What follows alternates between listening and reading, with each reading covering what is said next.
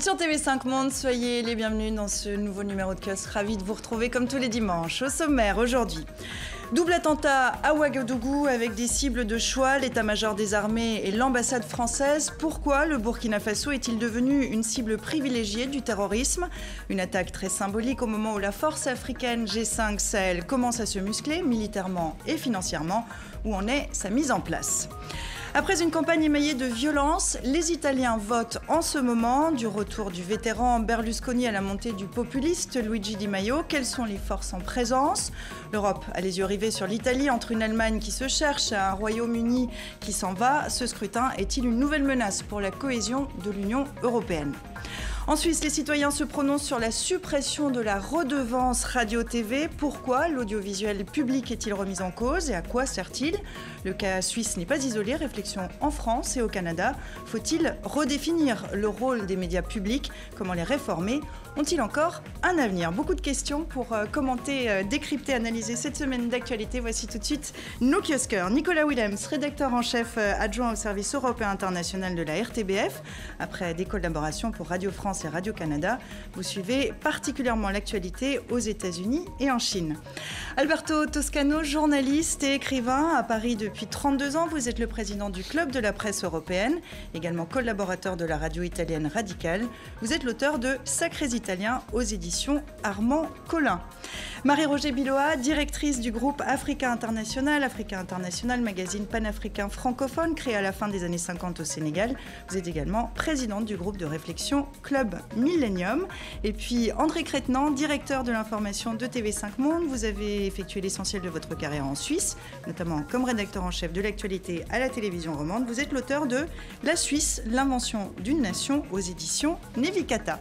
Merci à vous quatre d'être ici en plateau pour commenter l'actualité de cette semaine. Vous qui nous regardez depuis chez vous, sur vos écrans de télévision ou sur vos tablettes, peu importe. Si vous avez des questions, vous nous en faites part sur les réseaux sociaux. #kiosque sur Twitter ou alors sur notre page Facebook. On attend vos commentaires. Vendredi matin, Ouagadougou a donc été la cible d'un double attentat terroriste, des attaques coordonnées au cœur de la capitale, et c'est un coup dur pour le Burkina Faso, comme nous l'explique Thibaut Cavaillès. Le Burkina va devoir désormais compter avec un terrorisme de mieux en mieux organisé. Alors, devant les locaux de l'état-major attaqués, le Premier ministre burkinabé se veut déterminé. Rien ne mettra en doute, n'ébranlera la détermination du gouvernement et la détermination de mon peuple, notre peuple, à lutter contre les forces du mal. Cette double attaque est bien plus organisée que les attentats qui avaient touché le pays auparavant. D'un côté, des hommes qui tirent sur l'ambassade de France et quasi simultanément, non loin, d'autres qui, en tenue militaire, parviennent à faire entrer et exploser un véhicule à l'intérieur même de l'état-major des armées.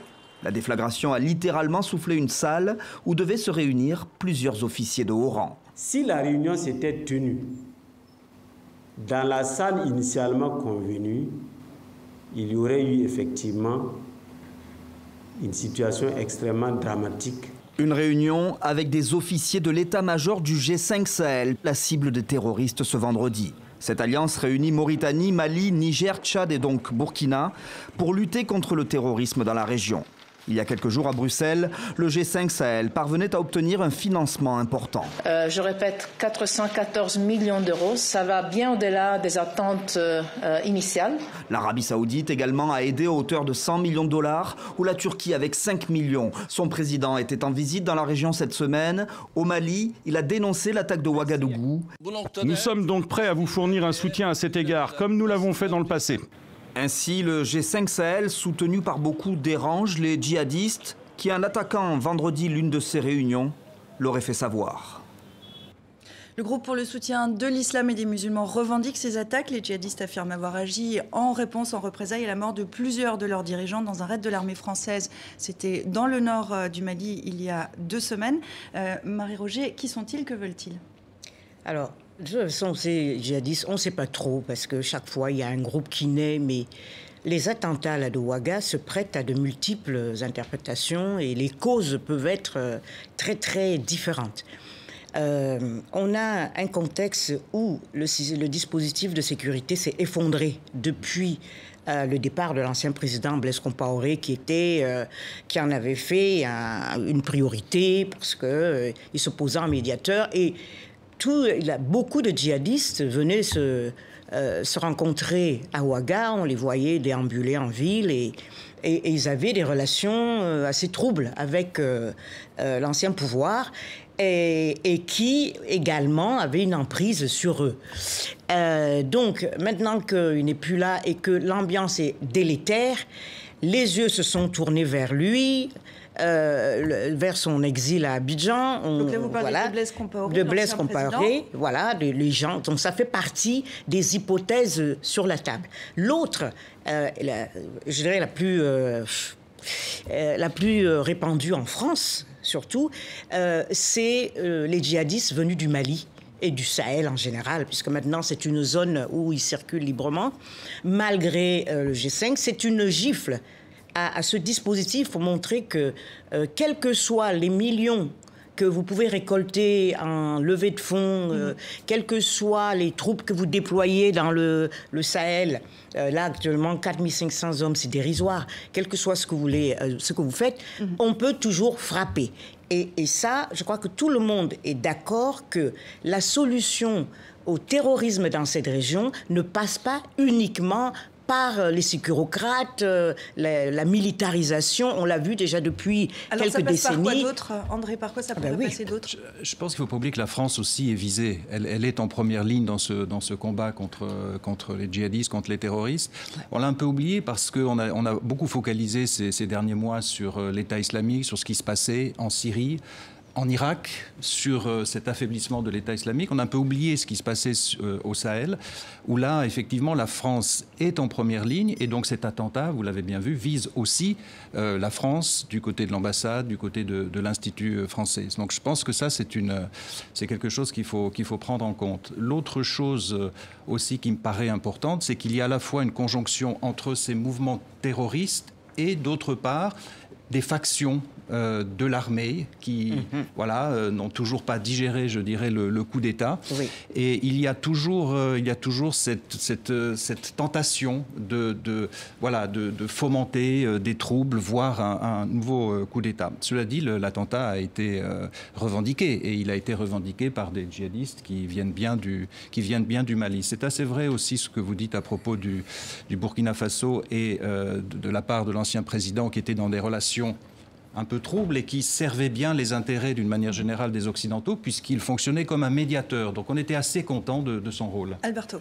Il y a un lien, je pense, aussi entre cette crise et ce qui se passe en Italie, les élections, dans le sens que l'un des sujets de ces élections italiennes est l'immigration. Et là, si on veut stopper ce mouvement migratoire qui met à mal la situation de l'Italie, mais aussi de l'Europe, il faut impérativement qu'il y ait une politique plus dynamique vis-à-vis de ce pays. Et il faut surtout que grâce aussi à la collaboration de ces gouvernements, il devient impossible de traverser cette partie pour aller à la Libye, pour traverser la Méditerranée de façon qui est inconcevable. Nicolas, mais aussi, répondre. Je pense que d'une certaine manière, il va y avoir une augmentation de la menace terroriste, plus le G5 Sahel et la force sera mise en place. C'est certain, c'est-à-dire que les deux vont de pair. Il faut bien entendu jouer sur deux axes, un axe sécuritaire, un axe de renforcer les forces armées, mais aussi un axe humanitaire qui est extrêmement important.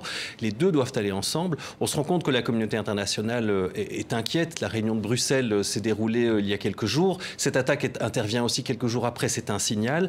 Maintenant, on se rend compte aussi que, notamment Federica Mogherini, donc la chef de la diplomatie européenne, le disait, que c'est très bien de donner des engagements financiers, mais il faut aller plus loin aussi. Dans les sommes pour l'instant prévues par un certain nombre d'États, elles ne sont pas encore sur la table. Et c'est ça aussi, c'est qu'entre cette préoccupation et les actes, il y a encore un grand écart à prendre. Ouais. Marie-Roger, on en est où avec cette force G5 Sahel qui est en train d'être mise en place ? Oui, bon, elle est mise en place lentement, mais en même temps, ce que dit Alberto montre que l'agenda, les objectifs des Européens, notamment de la France, ne sont pas exactement les mêmes que ceux des pays concernés, c'est-à-dire le Burkina, le Mali, etc. C'est-à-dire qu'ils sont tous, on est tous préoccupés par la sécurité, par l'arrêt du terrorisme, etc. Mais dans les pays comme le Burkina, le Mali, etc., le problème, c'est comment arrêter, comment détourner les jeunes de ce mouvement djihadiste. Comment redonner envie aux jeunes de faire autre chose, comment régler les problèmes sociaux, comment, etc.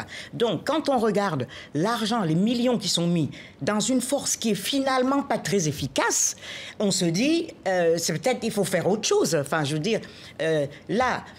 On rappelle qu'en janvier 2013, lorsque François Hollande a stoppé l'avancée des djihadistes sur Bamako, tout le monde était content. On a déchanté depuis. On a fait également, il y a une levée de fonds qui a dépassé le milliard. Cet argent, on ne sait pas où il est passé. Les Maliens n'en ont pas vu grand-chose. Et voilà. Donc, on parle beaucoup d'argent.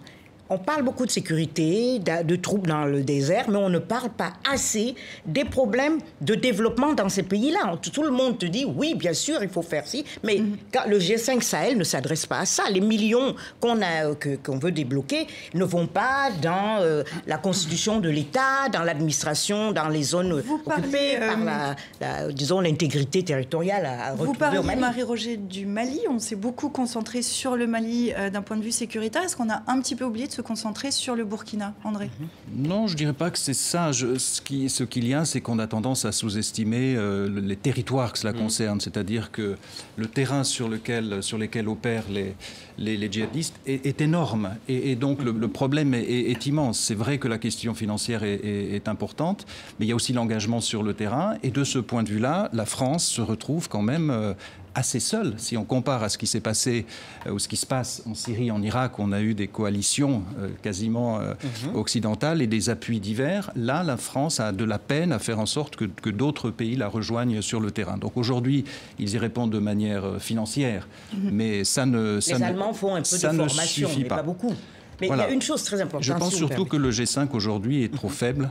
Il n'a pas les moyens militaires, les moyens de sécurité, il n'a pas le renseignement, et il va dépendre, à mon sens, encore longtemps de l'appui français. Voilà, très important pour le G5. On a dit qu'on allait faire une transmission vers les forces africaines. Et c'est pas ce qui se passe. Les Allemands interviennent un petit peu dans la formation des troupes, les formations militaires, mais c'est rikiki, c'est dérisoire. Et on ne voit pas du tout. Et ça ne peut marcher que par la reprise en main par les Africains des services de renseignement. Ça, c'est capital. Ouais. Le renseignement, l'intelligence, comme on dit, ça, c'est quelque chose de faible et on s'appuie. Dans le cadre du G5 Sahel, on voit qu'il y a des attaques sur le Mali, on voit qu'il y a des attaques sur le Burkina Faso, on voit qu'il n'y en a pas en Mauritanie, on voit qu'il n'y en a pas au Niger. Comment ça s'explique? Ah, il y en a eu au Niger aussi. Il y en a eu, mais il y en a moins. Oui, elles sont moins fortes. Enfin, disons que c'est un peu plus ancien. Il y a eu des choses graves aussi au Niger. Et voilà aussi, c'est un des problèmes du G5 Sahel. Tous n'ont pas exactement la même approche. Un pays comme la Mauritanie, par exemple, a une espèce de pacte de non-agression vis-à-vis des djihadistes. C'est peut-être pour ça qu'il est épargné et dont on n'est pas très en phase avec les autres. Vous voyez, donc je crois qu'il y a une chose sur laquelle ils peuvent se mettre d'accord, c'est le renseignement. Et ça fonctionne pas très bien parce que on fait beaucoup plus confiance aux drones américains, aux satellites français, etc. Mais le renseignement humain, très terre à terre, est souvent plus efficace dans ces zones-là et il est défaillant. Alors André, ensuite Alberto. C'est vrai qu'il y a eu des attaques au Niger. Ce qu'on a vu aussi au Niger dans des épisodes qui datent déjà d'il y a quelques mois, c'est l'armée qui a été mise en difficulté par les djihadistes, alors même qu'elle bénéficie de l'appui, notamment financier, de la France. Et des États-Unis. Et des États-Unis. Voilà. On peut quand même se poser la question, qu'est-ce qui fait que des armées qui sont justement soutenues de ce point de vue-là n'arrivent pas à faire fuir des bandes armées, des bandes de djihadistes. Il faudrait peut-être se poser, il est temps de se poser la question. Alberto, c'est la bonne approche. Il faut effectivement marcher sur deux jambes, l'une étant l'aide financière, la coopération au développement, et l'autre, effectivement, c'est la sécurité, dont si nécessaire, l'intervention militaire. Ceci dit, l'aide au développement qui est fondamentale, absolument fondamentale pour ces pays, et aussi pour éviter l'émigration, parce que si un pays s'enrichit et ses habitants n'ont pas envie de partir, alors cette aide au développement doit passer par l'efficace structure des pays en question, de l'administration. Si l'administration est corrompue, alors Marie-Roger a raison de dire 1 milliard d'euros, où est-ce qu'il est fini? Les Maliens ne l'ont pas vu. Mais s'ils ne l'ont pas vu, peut-être qu'une partie de cet argent est allée dans des poches maliennes. Pas beaucoup, non. Justement, c'est ça le problème. Donc, il y a eu un dispositif qui s'est mis en place autour de ça, un peu au-dessus de la tête des Maliens, parce que c'est pas eux qui sont vraiment au premier plan aux commandes de cette histoire. C'est ça le problème. Pour conclure, Nicolas. Vous parliez des services de renseignement, c'est essentiel, mais rien qu'en Europe, on se rend compte, quand il y a eu la vague d'attentats, que les services de sécurité entre les différents pays de l'Union ne fonctionnaient pas correctement. Alors, imaginez le travail qu'il y a à faire du côté des pays du Sahel. On a tout à construire quasiment. Voilà. Donc c'est vrai qu'il faut partir de zéro, véritablement partir de zéro. Et la sécurité ne se construit pas sans le développement. Ça, il faut toujours le rappeler. Je rappelle que ces attaques de Ouagadougou ont fait 8 morts parmi les forces de l'ordre. Il y a plus de 80 blessés. Je vous renvoie au journal Afrique de TV5 Monde pour suivre les développements. On va avancer maintenant puisque l'Europe, on passe en Europe. L'Europe a aujourd'hui les yeux rivés sur l'Italie. Les Italiens se rendent aux urnes pour un scrutin particulièrement complexe et particulièrement indécis, après une campagne émaillée de violence. Voyons déjà quelles sont les forces en présence avec Antoine Delpierre. Ce lundi, l'Italie aura-t-elle sorti la tête de l'eau? Pourtant habituée à naviguer dans le brouillard de la lagune, Chiara s'est perdue, comme beaucoup d'Italiens, dans les méandres d'une campagne chaotique. Les choses devraient être plus simples, beaucoup plus simples. Mais en Italie, la politique n'est jamais simple. Et pour ne rien arranger cette année, un nouveau code électoral mélangeant scrutin proportionnel et majoritaire va être utilisé. Permettra-t-il de dégager un gouvernement stable parmi les forces en présence? Dans le rôle de l'éternel revenant, Silvio Berlusconi, porté par une campagne envahie par la question migratoire. Nous avons ce problème, ces 600 000 immigrés et l'insécurité qu'ils génèrent. Pour le résoudre complètement, il n'y a pas d'autre choix que de les rapatrier. Inéligible mais incontournable, en cas de score serré et plutôt à droite, il pourrait s'allier au nationaliste et eurosceptique Matteo Salvini. Les règles européennes, je vais soit les changer, soit je vais les déchirer. Mais ces deux-là pourraient tout aussi bien être balayés par le ragazzo Luigi Di Maio, héritier du mouvement 5 étoiles, qualifié de populiste. Ce soir se termine l'opposition et commence l'ère du gouvernement, le gouvernement du mouvement des 5 étoiles. Un rôle déjà tenu par Matteo Renzi en son temps, à la tête du Parti démocrate, qui arrive affaibli pour ces législatives. Une gauche pro-européenne qui n'exclut pas de s'allier à un certain Silvio Berlusconi. Alors, à l'heure d'aller voter ce dimanche, quel menu choisiront les Italiens? À la mi-février, près d'un électeur sur 2 ne savait pas encore. Nous espérons que les choses vont changer pour le mieux parce que ça ne peut pas être pire que ça. Nous avons atteint le fond, nous ne pouvons que remonter. L'Italie, même la tête sous l'eau, et Paul si muove, bouge pourtant.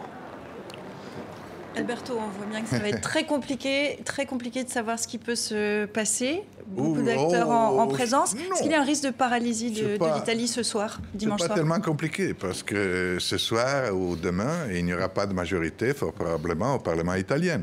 Mais vous voyez, l'Allemagne a voté au mois de septembre. Aujourd'hui, il n'y a pas encore de gouvernement. En démocratie, ces choses-là arrivent. Le problème est qu'en démocratie, il y a deux choix. Où on trouve ensuite la façon de former un gouvernement, de former une majorité sur la base de ceux qui sont les députés et les sénateurs, ou on va à de nouvelles élections. C'est si simple que ça. Il ne faut pas s'étonner. L'Europe est inquiète, en tout cas. L'Europe est inquiète pour l'Italie, l'Europe a été inquiète pour l'Allemagne, l'Europe a été très inquiète il y a un an pour la France. Rappelez-vous qu'une certaine Marine Le Pen est arrivée au second tour, elle a eu un tiers des électeurs au second tour. Donc l'Europe est inquiète pour... C'est la démocratie. Il ne faut pas rendre tout ça plus dramatique de ce qu'il est. Ceci dit, dans le cas spécifique de l'Italie, nous avons un passage d'une dynamique bipolaire telle qu'elle existait pendant une vingtaine d'années, pendant un quart de siècle, à une dynamique tripolaire. Et dans une dynamique tripolaire, avant, il y avait droite et gauche. Aujourd'hui, il y a droite, gauche, qui plus est la gauche divisée, et mouvement 5 étoiles. Donc, cette complication de la réalité, le passage de 2 groupes pôles politiques à 3, empêche logiquement d'arriver, sauf cas vraiment particulier et imprévisible, de toute façon imprévu, à une majorité qui se dégage le jour des élections. André, je vous vois réagir. Oui. Bon, je crois qu'effectivement, le souci, c'est pas le fait de gouverner l'Italie, parce que voilà, on a vu la Belgique qui n'avait pas de gouvernement pendant presque 2 ans, l'Allemagne qui n'a pas eu de gouvernement pendant 6 mois. Non, moi je pense que le souci est ailleurs. Le souci est plutôt dans la montée de cette sorte de populisme très divers, qui prend des formes très diverses, mais surtout qui inspire toutes les formations quasiment. Bon, à part la petite formation de Emma Bonino, l'ancienne commissaire et l'ancienne ministre des Affaires étrangères, qui lance un mouvement qui s'appelle Plus Europa et qui peut-être va entrer au Parlement. Mais d'une manière générale, que vous preniez le mouvement 5 étoiles qui rejette les partis politiques, ou que vous preniez la formation de Berlusconi, ou que vous preniez les autres formations de droite, toutes sont inspirées par ce mouvement qui est notamment un rejet massif de l'immigration. Et donc, si vous n'êtes pas inquiet pour l'Italie, peut-être, mais moi je crois qu'il faut être inquiet pour l'Europe. Il faut être inquiet pour l'Europe, puisque vous avez cette montée des populistes en Autriche. Et surtout, demain, l'enjeu, c'est est-ce que les formations d'extrême droite vont entrer dans ce gouvernement. Donc, Alberto, André vous dit que vous devriez être inquiet un peu. Non, moi je devrais l'être, et je le suis. Mais je le suis d'une façon, comment dirais-je, qui respecte une certaine limite. Voilà. Et il y a 1 an, au premier tour des élections présidentielles françaises, la moitié des électeurs s'est exprimée pour des forces populistes ou de toute façon anti-européennes. C'est une situation... Dans les périodes de crise, il n'est pas étonnant qu'il y ait des réactions irrationnelles. Alors, rapidement pour répondre André, et ensuite Nicolas. La comparaison avec la France est intéressante, puisqu'on est aussi sur un terrain politique qui a explosé. La différence, c'est qu'on a en France un candidat, une personnalité hors parti qui réussit en fait à attirer vers lui une majorité, alors qu'en Italie, celui qui est à même de rassembler aujourd'hui un centre-droite avec on devrait choisir Macron comme président de l'Italie. Mais il n'existe pas. Le problème, c'est qu'il n'existe pas. C'est que c'est Berlusconi qui est là. Et je pense qu'il y a une vraie inquiétude par rapport à l'Europe, c'est-à-dire que quelles que soient les élections, on parlait de la France, c'est tout de même Macron qui est passé de justesse. Quand on voit ce qui se passe en Allemagne, on avait une Merkel indéboulonnable, on se rend compte que c'est une coalition de losers, comme le dit la presse allemande. On voit l'Italie, on est tout de même dans un cas assez hallucinant où Berlusconi est quasiment vu comme le rempart contre le populisme du mouvement 5 étoiles, ou qui doit peut-être s'allier avec le Matteo Renzi, ou alors faire cette espèce d'alliance avec l'extrême droite. Mais on voit l'Autriche, on voit la Hongrie, on voit la République tchèque, tous ces pays de Visegrad aussi, où les populismes sont en augmentation. Donc on a une Europe qui est véritablement maintenant menacée par des populismes, que ce soit des populismes de droite ou de gauche. Une Europe aussi qui chaque fois, après chaque élection, se sent soulagé, mais ne se réforme pas forcément, ne réfléchit pas forcément au fond, à la raison de cette insatisfaction populaire, parce qu'il y a une raison qui est bien profonde et une déconnexion qui est de plus en plus importante entre des élites et des électorats à travers l'Europe. Alors, moi, je rejoins un petit peu Alberto pour dire que c'est un cas exceptionnel. Absolument exceptionnel. Note-le. Parce que, pour dire que l'inquiétude doit être contenue dans un certain cadre, parce que quand je regarde de tous ces partis, des plus populistes aux moins populistes, j'ai pas décelé un qui soit anti-européen de manière virulente, comme on l'a eu par exemple en France. Même si on dit les populistes à la fin, mais dans leur profession de foi, on n'a pas une déconnexion de le mouvement 5 étoiles. Et on a la Ligue du Nord, on n'a pas trop quand même. La Ligue qui est un parti d'extrême droite qui est lié au groupe parlementaire au Parlement européen, fait partie du même groupe que le Front National français, est clairement anti-européen. Mais ils sont dans et le mouvement 5 étoiles change de stratégie. Les jours pairs est pro-européen, les jours impairs est anti-européen. On ne le sait pas. Dès que le chef décide, le mouvement va derrière comme Alors Alberto, il y a quelque chose qui a été assez commenté aussi, c'est une montée d'un néofascisme. Est-ce que ça, c'est inquiétant ? Évidemment, c'est inquiétant. Le néofascisme, comme idée, ne fait pas plaisir. Voir des gens qui font des saluts fascistes dans la rue fait même donne du froid au dos. Donc ça fait peur. Donc ce que je dis, moi, est la démocratie italienne a été capable de dépasser le stade, le défi de Brigade Rouge, du terrorisme, de plein de choses. Donc, nos démocraties européennes, en tant que telles, ne sont pas en danger. Mais je suis absolument d'accord. Il y a une vague populiste en Europe qui est inquiétante, et on est tous d'accord sur ça. Cette vague inquiétante, encore faut-il être persuadé que nos institutions, que nos peuples, que nos pays, que nos démocraties sont capables de gagner même ce défi. Mais il faut dire quand même quelque chose sur Emma Bonino. Emma Bonino, qui est quand même une femme exceptionnelle. Je note qu'elle aurait pu être président de la République. Elle a dit non, parce qu'elle disait « je suis malade, je ne veux pas être à la tête de l'État en étant en mauvaise santé ». C'est quand même quelque chose à saluer. Et on espère qu'elle va entrer au Nicolas. Mais d'un autre côté, c'est vrai que l'Italie a toujours été un peu un laboratoire de ce qui se passe après quelques années en Europe. Berlusconi, dans les années 90-90, qui après ouvert la voie à des dirigeants comme Sarkozy ou Trump aux États-Unis. Aujourd'hui, on se retrouve finalement dans une configuration qui est tout de même très surprenante, où en effet les partis classiques disparaissent. On se retrouve avec une formation, le mouvement 5 étoiles, qui est comme on l'a dit, une espèce de formation qui change la vie comme de chemise, et une alliance entre un Berlusconi qui peut sembler un peu rassurant même pour les Européens, qui va faire du pied à l'extrême droite. C'est extrêmement intéressant, je pense, les leçons de ce scrutin. Alors je suis d'accord que la démocratie italienne est une démocratie solide, que depuis, on a eu 60 gouvernements depuis la Deuxième Guerre mondiale, et que le pays s'en sort bien. En Belgique aussi, on a l'habitude d'avoir des gouvernements qui changent assez fréquemment. Mais la leçon de manière plus globale, et cette déconnexion entre les élites et la population, à mon avis, continue à se creuser. Et on ne peut pas se dire, ouf, voilà, on est passé par le chat d'aiguille, parce que la prochaine fois, ce sera encore plus important. Il y a un mystère Berlusconi, c'est-à-dire que quand on est hors d'Italie, on ne comprend pas très bien. On se dit, comment ça se fait que...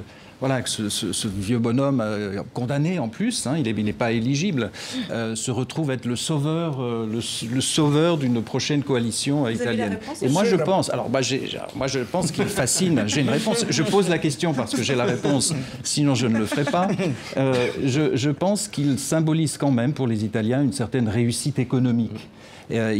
Chez Berlusconi, il y a un peu le phénomène Trump aussi, c'est-à-dire que voilà, il est ce qu'il est, il peut avoir des réactions qui sont étonnantes, mais ça fait rien. Il a réussi dans les affaires, etc. Et qu'est-ce que ça dit de l'Italie d'aujourd'hui, c'est-à-dire d'une Italie qui est quand même en difficulté sur le plan économique, même si c'est la troisième économie européenne, et avec des jeunes qui sont en train de quitter l'Italie. Beaucoup de jeunes sont en train de quitter l'Italie, non seulement de remonter vers le nord, mais voire de quitter complètement l'Italie. C'était intéressant parce que dans les images tout à l'heure, on voyait Venise.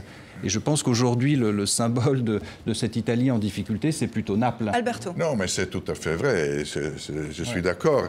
Encore faut-il rajouter, à mon sens, que l'Italie aujourd'hui va mieux qu'il y a 5 ans. Que ce gouvernement de Paolo Gentiloni, gouvernement de centre-gauche, a eu des résultats remarquables. Une croissance de 1,5%, la baisse de la dette publique, la baisse du chômage, la baisse du chômage des jeunes. L'Italie est un pays divisé en deux, mais pas d'aujourd'hui. Depuis un siècle et demi, depuis sa naissance en tant que pays réuni qui reste divisé. Est-ce que l'Italie pourrait craquer dans ce contexte-là? Est-ce que l'Italie pourrait craquer? L'Italie ne craquera pas, mais l'Italie peut voir le côté politique compliquer sa crise économique. Ça, c'est vrai. Je crois que l'ancrage européen peut aider l'Italie, mais je suis tout à fait d'accord avec ce qui a été dit. Il y a un problème de revivifier la démocratie. Ce problème existe dans l'Europe entière. Il est plus perceptible dans les pays qui ont des difficultés structurelles. L'Italie a des difficultés structurelles dans sa division nord-sud. Donc l'Italie, aujourd'hui, est le pays qui révèle de façon plus éclatante une situation problématique qui existe dans l'Europe entière. Nicolas. Il y a aussi derrière ça l'échec de la social-démocratie européenne, parce que vous l'avez dit, les chiffres sont bons pour l'actuel gouvernement sortant. C'est le cas aussi en France, c'est le cas aux Pays-Bas, où on a des pays qui sont historiquement gouvernés par des partis sociaux-démocrates, et on se rend compte que ce sont des partis qui ne parlent plus à l'électorat. Et un électorat, généralement, qui votait à gauche, qui est désorienté, va vers un populisme de droite ou de gauche aussi. C'est vrai. D'ailleurs, on aura ce dimanche des électeurs à la fois qui qui viennent des démocrates, ou qui votaient démocrates autrefois, des gens qui votaient au contraire la droite classique, la démocratie chrétienne à l'époque, et qui se retrouvent à voter Berlusconi. D'ailleurs, est-ce qu'il y a une implosion des idéologies en fait qui ont oui, l'implosion des idéologies l'Italie ces dernières partout, décennies. Partout, l'Italie ne fait pas exception. D'ailleurs, l'existence du mouvement 5 étoiles est un révélateur de cette crise des idéologies traditionnelles. Ceci dit, il y a aussi des éléments positifs, même dans cette journée électorale, parce qu'on peut tranquillement dire que ceux qui disaient qu'il y aura une abstention massive ont eu tort. Les Italiens sont en train d'aller aux urnes, même s'il y a une loi électorale compliquée, même si la classe politique italienne a eu le défaut, et Silvio Berlusconi a une grosse responsabilité là-dedans, le défaut de changer trop souvent de loi électorale, parce que Berlusconi l'a changé en 2005-2006. Donc, malgré ces difficultés, les Italiens sont en train d'aller voter, et la démocratie italienne montre qu'elle n'est pas morte, bien au contraire. Une petite chose aussi, parce qu'il se pourrait très bien, si effectivement la future coalition gouvernementale se fait autour de la formation de Berlusconi, il se pourrait bien que ce soit le président du Parlement européen actuel, M. Tajani, qui devienne président du Conseil. C'est assez dingue de l'imaginer, mais c'est tout à fait possible. Pour Berlusconi, ça serait son candidat, en fait. Oui, ceci dit, moi je pense que le succès relatif, excusez-moi, de Berlusconi ne sera de toute façon pas éclatant. Berlusconi, il peut avoir le 17%, le 18%. Mais il est le faiseur de roi. Le faiseur de roi, oui, c'est vrai. Dans l'hypothèse d'une recomposition de la politique italienne, il aura sans doute un rôle, mais ce ne sera pas le rôle dominateur qu'il a eu à notre époque. Ce qui serait intéressant, si ça peut se passer, c'est que la Ligue du Nord, en tout cas la Ligue, dépasse Berlusconi en voix. Mais bon, ça, c'est la petite parenthèse. Mais ce qui est aussi intéressant à propos de la loi électorale, c'est qu'elle vise aussi les Italiens vivant à l'étranger. En Belgique, on a une grande communauté italienne, 280 000 personnes.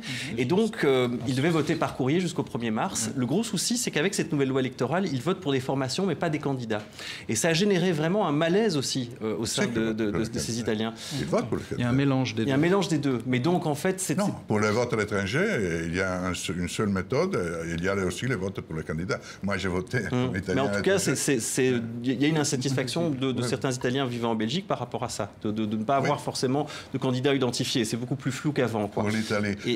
Et c'est vrai que c'est une élection qu'on suit très près chez nous parce qu'elle influence aussi une partie des Belges italiens ou d'origine italienne. Alberto, je vais vous laisser conclure si on devait résumer cette séquence politique en Italie aujourd'hui. La séquence, c'est que tout ce qui a été dit me voit d'accord. Et inquiétude, oui, l'inquiétude est légitime, inquiétude pour l'Italie, inquiétude pour l'Europe. En même temps, on doit être capable, nous, comme commentateurs de la politique, de regarder au-delà du jour le jour. Sur le long terme. Et si on regarde sur le long terme, il y a malgré tout une solidité de l'Europe en général, je crois de la zone euro en particulier. La zone euro a été capable de dépasser toutes les crises des dernières années. L'Italie, certainement. Merci beaucoup à vous quatre. Je vous propose qu'on avance. On verra évidemment quel sera le résultat de cette élection en Italie.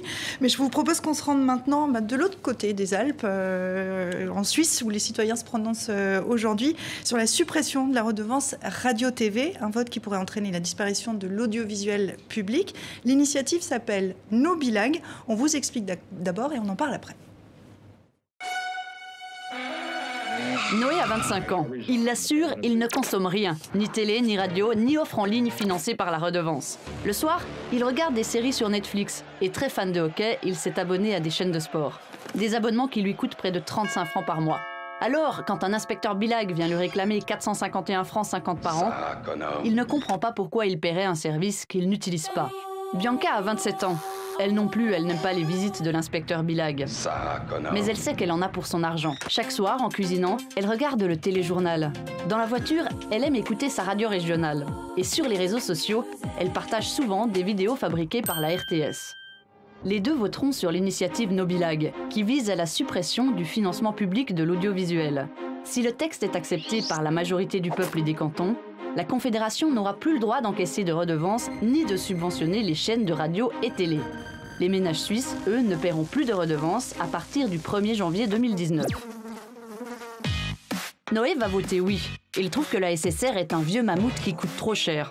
Au lieu de financer un monopole, il préfère dépenser son argent pour stimuler l'économie. Pour s'informer et se divertir, les médias privés lui suffiront. Bianca, elle, n'a pas confiance dans les médias privés. Elle craint que l'information soit orientée selon leurs intérêts et qu'ils ne s'intéressent pas à son petit canton. Sa bonne vieille télé suisse, elle y tient, elle a grandi avec. Elle votera non. Noé et Bianca ne sont toujours pas d'accord. Ils s'en remettent à leurs principes. Noé veut une société où chacun paie ce qu'il consomme, quel que soit le service.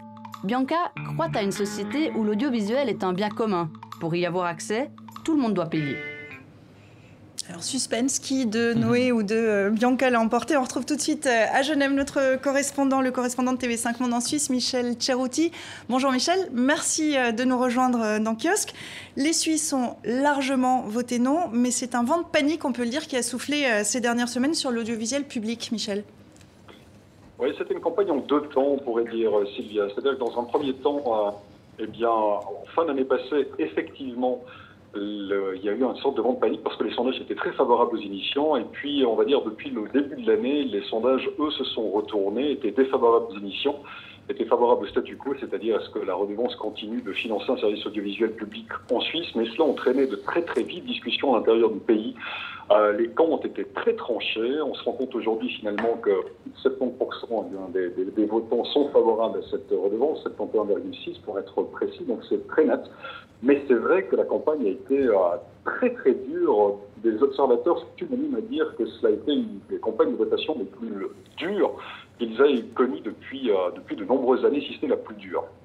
Alors l'audiovisuel public, on peut le dire, en Suisse, a senti passer le vent du boulet. Ça veut dire quoi? Qu'il va falloir maintenant réformer, faire des économies? Alors, Gilles Marchand, le directeur de la SSR, a été très clair cet après-midi sur les ondes de la radio-télévision suisse, alors qu'il s'exprimait. Il a été décidé par le Conseil fédéral qu'à partir de 2019, la redevance serait réduite. Elle serait portée à environ 365 francs suisses, c'est-à-dire à peu près 300 € contre 380 aujourd'hui. Il va falloir faire donc des économies, c'est évident. Qui plus est, pendant la campagne, eh bien, tout le monde s'accordait plus ou moins à dire qu'il fallait certainement envisager de réduire un peu la voilure pour la SSR parce qu'elle porte une concurrence bien trop importante à l'endroit peut-être des médias privés. Donc aujourd'hui, même si le vote a été clairement favorable au maintien de la redevance et de la SSR et aussi des télévisions et des radios locales, il faut le dire, eh bien, on s'accorde quand même à dire qu'il faudra réduire la voilure et que dès la semaine prochaine, certainement, on va communiquer sur un plan de rétrécissement ou de réduction, on va dire, de la SSR. Alors Michel, vous l'avez souligné, la campagne a été très dure. Quelle trace va laisser cette votation sur la société suisse? C'est une excellente question, Sylvia. Alors, deux choses. C'est-à-dire que d'une part, la campagne, je l'ai dit, a été très dure, mais d'autre part, le résultat de la votation aujourd'hui a été clairement en défaveur des émissions. Donc je ne sais pas véritablement ce que cela va donner en termes de clivage éventuel au sein de la société suisse. Je crois qu'aujourd'hui, tout le monde s'accorde à dire qu'il va falloir redéfinir ce qu'est la concession de service public et ce qu'est ce travail et quel champ elle va occuper. J'ai plutôt l'impression, vu des discussions qui ont eu lieu aujourd'hui sur les différents plateaux ou de ce que j'ai pu lire sur les sites internet des différents journaux, qu'aujourd'hui, on est plutôt dans un climat qui est franchement apaisé et qu'on attend de discuter de comment il va falloir revoir, réévaluer la redevance et le service audiovisuel public à l'intérieur de la Suisse, et même comment éventuellement certains politiciens me disaient aujourd'hui redistribuer cette redevance, y compris pour des journaux privés par exemple, puisque aujourd'hui il n'y a plus véritablement de différence entre presse écrite et presse audiovisuelle, puisque les journaux alimentent aussi des sites internet avec des vidéos. Donc il y a toute une discussion qui va avoir cours en Suisse quant à la manière dont on va redistribuer cette redevance à l'avenir. Et une scène médiatique suisse peut-être à repenser. Merci beaucoup Michel pour ces précisions depuis Genève. Excellent dimanche à vous. Je me tourne vers vous André. On vient d'entendre Michel. C'est un peu le modèle suisse qui a tangué avec cette votation, et après on va revenir plus précisément sur la question de l'audiovisuel public. Je dirais qu'il a failli tanguer, mais cela dit, l'initiative est rejetée, et c'est vrai qu'il y avait un enjeu puisque en Suisse, la question de la redevance est une question de solidarité entre les différentes régions linguistiques. Et si il avait été décidé de renoncer à tout financement de l'audiovisuel public, c'était la fin de la radio et de la télévision de service public. Donc aujourd'hui, les Suisses, d'abord, ont voté de manière assez raisonnable, voilà, comme souvent, mais surtout, ils ont montré leur attachement à l'audiovisuel public. Donc ça, c'est très important. Par ailleurs, il ne faut quand même pas oublier ce qui s'est passé au début de la campagne avec une expression très forte de rejet de la redevance. Et je pense qu'il faut aujourd'hui tirer aussi les conclusions de cet état d'esprit. Pourquoi il y a eu d'abord une initiative qui a récolté 100 000 signatures? Qu'est-ce qui a fait le succès de cette initiative? C'est à la fois ceux qui considéraient que la redevance était trop élevée, et effectivement, à partir du 1er janvier 2019, elle sera moins élevée, mais c'est aussi toute une manière de consommer de l'audiovisuel qui a changé. On ne regarde plus de la même manière la télévision, on n'écoute plus de la même manière la radio. On n'est plus dans une programmation linéaire. On consomme énormément, et les téléspectateurs le savent, de l'information, voire des films, des fictions sur des tablettes, quand on le souhaite, au moment où on le souhaite, voire sur notre smartphone. Et c'est toute l'économie de l'audiovisuel qui est en train d'exploser. Et de ce point de vue-là, ce vote est un signal très important. Ça a été très observé en Belgique, où le système est différent, il n'y a pas de redevance, etc. Mais très observé aussi, puisque ce que disait André, c'est que c'est transversal, cette consommation des médias, Exactement. Et notamment de l'audiovisuel. Et en Belgique, bon, alors le système est très compliqué parce que tout a été fédéralisé. Donc en fait, l'audiovisuel public néerlandophone, donc flamand, et l'audiovisuel public francophone, c'est financé chaque fois par les différentes communautés et régions. Donc voilà. Et la RTBF fonctionne par une dotation et par la publicité. Globalement, ce qui nous inquiète, c'est de voir qu'on ait pu penser de supprimer le service public audiovisuel, parce que c'est tout de même une révolution, rien que de poser la question. Et ça nous met aussi, ça nous confronte, nous, par rapport à nos missions, à la manière de fonctionner. La RTBF, pour l'instant, est aussi en transformation, parce qu'on est conscient que voilà, les jeunes générations ne consomment plus du tout les médias de la même manière. Il y a de nouvelles plateformes, les réseaux sociaux, l'Internet, et donc les jeux vidéo. Et il faut absolument que nous arrivions à retrouver ces publics, ou à trouver ces publics. Et donc on est déjà dans cette réflexion-là. Et pour le faire, peut-être qu'il faut répondre à une question, c'est à quoi sert un audiovisuel public? Absolument, c'est-à-dire qu'aujourd'hui, est-ce que de diffuser de la fiction américaine, ça fait partie du service public? Est-ce que de diffuser de la Formule 1, ça fait partie du service public? Ces questions se posent, d'autant plus qu'elles génèrent de l'audience et que ces audiences génèrent évidemment des recettes commerciales. Donc le service public, on lui demande justement non seulement l'excellence, mais on lui demande de s'intéresser à des thèmes qui font peut-être moins d'audience, mais par ailleurs, on réclame d'elle qu'elle ait du succès d'audience. Donc c'est tout ce paradoxe qu'il y a à gérer. Alors, Alberto et ensuite Marie-Roger. Je crois savoir, et je n'ai une certaine expérience, l'audiovisuel public suisse est de qualité. Et donc, de ce point de vue-là, la Suisse est un exemple. Ceci dit, pour l'Europe tout entière, et là où il y a une redevance audiovisuelle, il faut que l'audiovisuel public soit à la hauteur de nouveaux défis. Donc, il doit quelque part se démarquer de ce que les chaînes privées font et offrir quelque chose de qualité, de grande qualité. Marie-Roger. Je crois que ce qui était en cause, on l'a dit, c'est quand même avant tout la qualité de l'information. Je crois que si on se réfère à des pays, aux pays africains, par exemple, où on a un audiovisuel public qui généralement est aux ordres du pouvoir et qui évite les thématiques délicates et qui a une information, j'allais dire, assez contenue, assez biaisée. On a une presse privée qui manque de moyens et du coup extrêmement manipulable. On a ce qu'on appelle la presse à gage, c'est-à-dire on paye et puis on dézingue des gens. Et je crois que actuellement, quand on regarde le paysage même international, on a du mal à savoir quelle est la bonne information, qu'est-ce qu'est la communication. On a des chaînes publiques qui sont, je pense à la BBC, qu'on considère, qui est souvent considérée comme la meilleure, etc. Mais c'est public quand même. Et je crois qu'on est plus rassuré quand on est informé par des chaînes publiques en général que par les chaînes privées. On a l'exemple en France où tout est quand même, les chaînes privées sont entre les mains de grands groupes, certains qui vendent de l'armement, etc.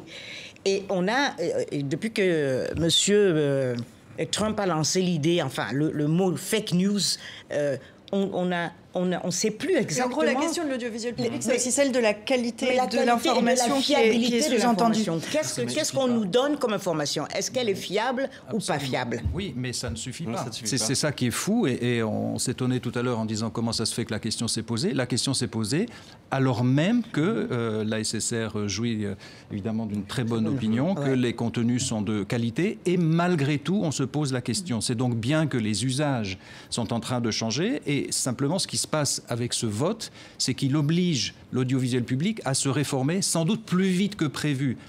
Il ne s'agit pas de...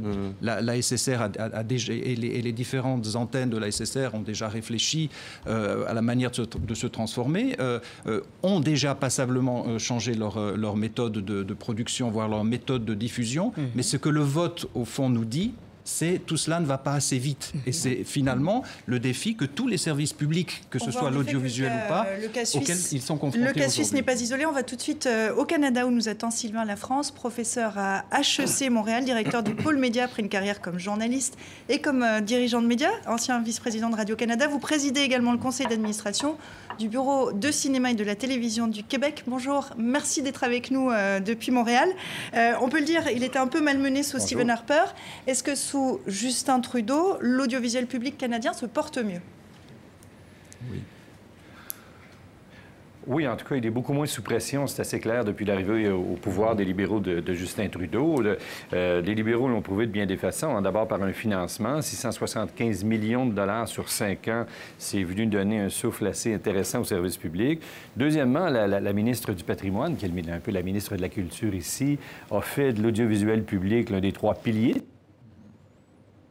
Alors, je crois qu'on vous a perdu. Aussi une révision de la loi de la radiodiffusion, mais pas dans une logique de menace du tout contre le service public, mais plutôt comme une façon de revoir le rôle du service public dans l'environnement numérique. Donc, tout ça ensemble, ça crée un environnement où l'audiovisuel public est beaucoup moins sous pression. Cela dit, l'ensemble de l'écosystème médiatique est sous pression de bien des façons, que ce soit les médias privés, les journaux écrits, et Radio-Canada fait partie de cet environnement-là. Ses revenus commerciaux sont à risque avec le numérique, donc il y a quand même des enjeux importants. Mais c'est vrai qu'il est beaucoup moins sous pression depuis l'arrivée de ce nouveau gouvernement.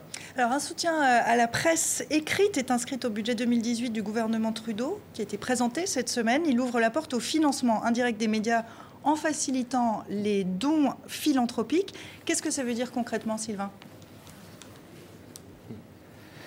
Les dons philanthropiques dans le domaine des médias, c'est une tendance actuellement aux États-Unis. Je pense qu'aux États-Unis, l'an dernier, on a eu environ 200 millions de dollars en dons philanthropiques à des médias écrits. C'est pas mal d'argent. Ici, à Montréal, le quotidien Le Devoir, par exemple, a fait appel à ses abonnés, a récolté près d'1,5 million de dollars en dons philanthropiques. Cette fois-ci, il s'agit de dire que les dons philanthropiques aux médias pourraient être, sur le plan de l'impôt, un peu favorisés et tout ça. Donc, ça encouragerait les citoyens à supporter les médias. C'est une avenue qui est intéressante maintenant. C'est pas là qu'on va sauver l'ensemble des médias, mais ça a été accueilli positivement par certains des dirigeants de médias écrits qui voient là une partie de la solution. Maintenant, la solution est complexe.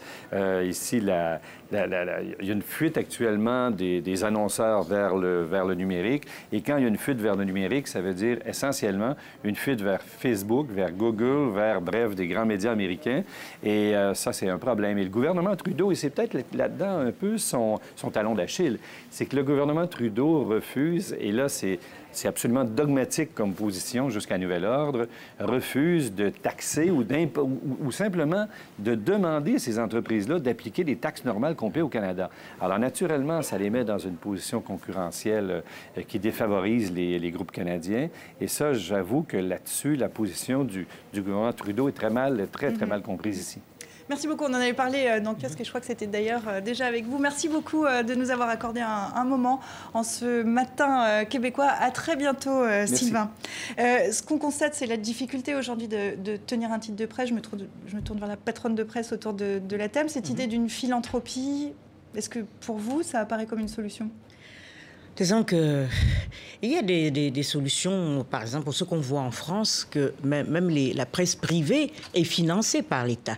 Parce que, je pense, Libé, Le Figaro, ils reçoivent des subventions en millions de l'État, et ce qui rappelle que l'information reste quand même d'utilité publique, c'est d'utilité générale. C'est pas une marchandise, c'est pas un service comme les autres, c'est quelque chose de fondamental à la démocratie.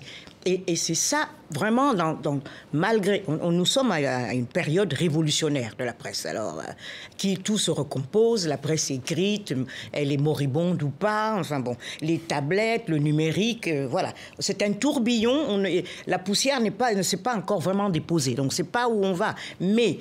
j'insiste sur la crédibilité. C'est-à-dire que maintenant, même sur les réseaux sociaux, on reçoit tellement de choses qui ne sont pas vraies, qui ne sont pas réelles ou qui sont orientées.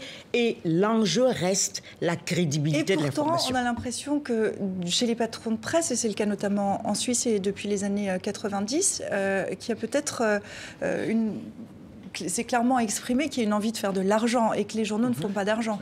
Surtout dans la partie francophone où les entrepreneurs de presse ont eu tendance à abandonner le marché pour se concentrer sur des marchés en Asie ou à l'Est. Alors pour revenir à votre question, voir sur l'Afrique, si on pense au groupe Ringier, qui est un des plus grands groupes de presse suisse. Mais je ne pense pas que le financement par des fondations soit suffisant. La vraie bataille, elle est sur effectivement le marché publicitaire, et Sylvain Lafrance avait raison tout à l'heure de parler de Google. Les vrais concurrents, ce sont effectivement les réseaux sociaux, c'est Facebook, c'est Google. C'est eux qui déjà aujourd'hui, et ça on le sait peu, que plus de la moitié parfois des recettes commerciales sont prélevées par ces fameux GAFA, c'est-à-dire par ces réseaux sociaux. C'est le vrai défi, Nicolas ? C'est le vrai défi, et puis il faut parler aux générations. Quand on voit l'âge moyen d'un téléspectateur d'un journal télévisé en Belgique, c'est plus de 60 ans. Quand on voit l'âge moyen d'une radio jeune, comme on a nous à la RTBF, c'est 30 ans. Donc il faut aussi trouver des médias, des plateformes qui attirent les jeunes. Et ce sont des plateformes qui existent sur Facebook, sur Twitter, sur Snapchat. Et c'est aussi une manière de migrer pour ces médias vers ces plateformes. Le problème, ce sont les revenus publicitaires, l'argent. Nous sommes organisés pour diffuser des programmes à une certaine heure, un certain jour. Est-ce qu'aujourd'hui, on regarde les séries de la même manière ? Non, pas du tout. Donc, peut-être vous laisser le mot de la fin, Alberto, parce que je rappelle que vous êtes le président du club de la presse européenne. Vous devez avoir pas mal d'échos. Le problème est aussi le fait que quand l'argent arrive, parfois, il est un argent qui pose des problèmes. Voilà. Parce que si on regarde, par exemple, la situation française, où une grande partie de l'information a été rachetée par des groupes qui font tout autre chose. Exactement. Et des groupes qui peut-être peuvent perdre sur l'information parce qu'ils ont d'autres activités dans tout autre domaine, mais ces activités ont un lien direct avec l'État, des concessions de l'État. Alors, un petit problème, ou d'achat de la part de l'État. Alors là, il y a un petit problème sur la liberté d'information. Cela dit, le service public n'est pas exempt de pression. Hein. Non. Nicolas, d'un mot, et vraiment on conclura alors avec vous. Je trouve aussi qu'il y a de manière générale, on parlait de démocratie tout à l'heure, et le modèle de société, c'est-à-dire aussi que les gens deviennent des consommateurs. La notion de service public évolue. Et donc, il faut aussi se poser la question, est-ce qu'on vit dans un État, dans un pays ou dans un supermarché ? Parce que tout le référendum vient de là. Il faut aussi rappeler l'importance dans nos démocraties d'avoir des services publics et des services publics audiovisuels. Et ça, c'est quelque chose qui est essentiel. On est tous d'accord sur ça. Voilà. Et ce sera le mot de la fin. Pas la fin, tout à fait, puisque comme vous le savez, on conclut avec Dilemme. Je vous propose qu'on passe en revue sa semaine à lui, une semaine d'actualité sous son crayon. On en parlait tout à l'heure des élections en Italie. Alberto, Silvio Berlusconi est de retour. Regardez, ce pays a besoin d'une grosse pointure, explique l'indéboulonnable politicien devant une image de l'Italie en forme de botte. Vladimir Poutine a mis au point une nouvelle arme, un missile nucléaire que le président russe qualifie d'invincible, et il remercie les civils syriens d'avoir participé au projet. Donald Trump veut taxer l'acier chinois. À la caisse, ordonne le président américain à ses chars. Depuis jeudi, lance des menaces de guerre commerciale autour de l'acier et de l'aluminium. Il n'a pas que Pékin dans le viseur. L'Arabie saoudite prête à autoriser l'ouverture de salles de cinéma. Tout un programme pour ce couple. Comment t'as trouvé la bande-son ? Demande ce mari à sa femme aveuglée dans sa burqa. Et enfin, la popularité du président français a lourdement chuté de 11 points à 30% d'opinion favorable selon un récent sondage, moins 11, un score polaire, comme les températures en Europe cette semaine. Merci à vous d'être venus en plateau. C'est un plaisir de vous recevoir. Merci à vous qui nous regardez. On attend vos commentaires, vos questions. Passez une excellente semaine. À dimanche prochain. Noé.